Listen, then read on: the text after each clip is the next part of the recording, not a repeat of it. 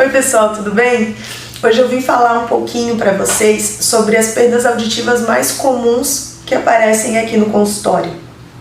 Eu sou Eduarda, eu sou fonoaudióloga aqui da UIVTEC e eu queria conversar com vocês sobre esses problemas comuns que aparecem, que talvez vocês consigam prestar atenção em casa se vocês fazem parte desse grupo e que seria interessante talvez vir aqui fazer uma avaliação. É muito comum aparecer pessoas que têm perda auditiva induzida pela idade. A gente chama de presbiacusia, que seria uma perda auditiva saudável. Assim como a gente tem a presbiopia, por exemplo, que seria a nossa falta de visão, que acontece num indivíduo que está avançando na idade, a perda auditiva, chamada presbiacusia, também funciona desse jeito. Então é esperado já num organismo que a partir dos 40 anos a gente começa a ter um declínio auditivo.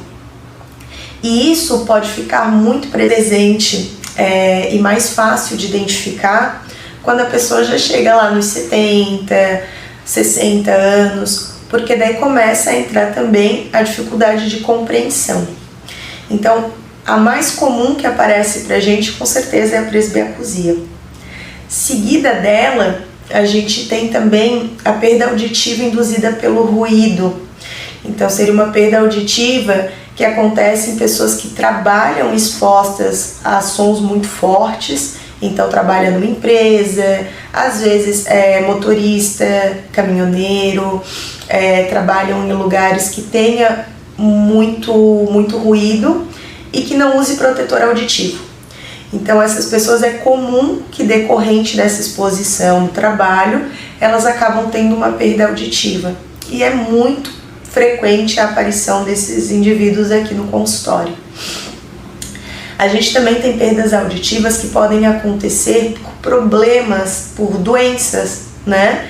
Então a gente tem várias estruturas dentro da nossa orelha e quando temos um problema, por menor que seja, em qualquer uma dessas estruturas, isso pode acarretar numa perda auditiva. Então a gente também, é muito comum encontrar esse caso no consultório. E temos uma que seria a mais fácil de se tratar, que é a presença de cera.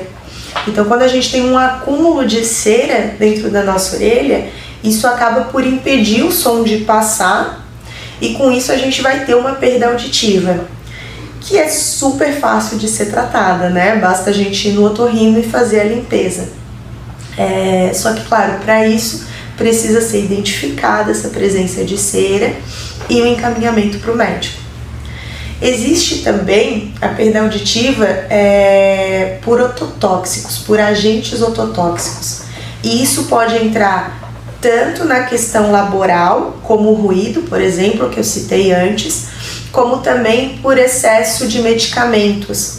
Então, às vezes, uma pessoa que toma muito medicamento para muitos problemas, ou às vezes uma pessoa que passou por um câncer e teve que fazer uma quimioterapia, uma radioterapia, ela pode ter uma perda auditiva decorrente dessa exposição a esses agentes ototóxicos. Na questão do trabalho, por exemplo, uma pessoa que trabalha com solvente, uma pessoa que trabalhe exposta a muita tinta, a esses agentes que podem ser prejudicial tanto para a nossa parte olfativa, que eu acho que é o mais comum de se pensar, mas também pode trazer prejuízo para a questão auditiva. Então, esses são os casos mais comuns, mas claro, existem N possibilidades de a gente ter uma perda auditiva, né? N motivos. Claro que a gente precisa de uma investigação detalhada, mas com certeza ter um desses fatores já no nosso histórico nos faz pensar nessa possibilidade e na importância de fazer uma avaliação auditiva. Pessoal, hoje era sobre isso que eu queria falar para vocês. Se ficar alguma dúvida sobre esse assunto, pode deixar aqui embaixo, a gente vai comentar, vai responder e qualquer coisa estamos por aqui.